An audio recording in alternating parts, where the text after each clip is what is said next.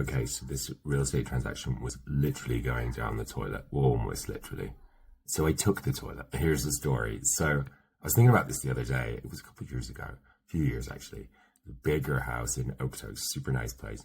And on possession day, we rolled up and there was a toilet there. It was being used as a planter. It'd been there the whole time, but hadn't been removed. Anyway, it was a busier market. And so we had chosen not to include it in the contract. And there's an interesting piece of information here, which is that the pre-possession walkthrough, unless you have specifics in the contract around like holdbacks, even if we ask for something to be removed, even if we put it in the contract that has to be removed, that says holdbacks, is really, sellers will do that only as a courtesy. We shouldn't really have expectations necessarily that they're going to be gone.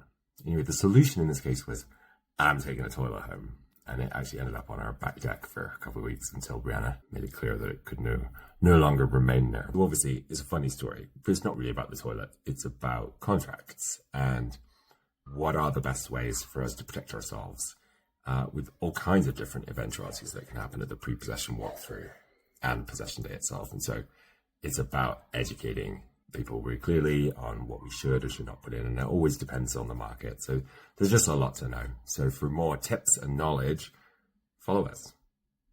Thanks for watching.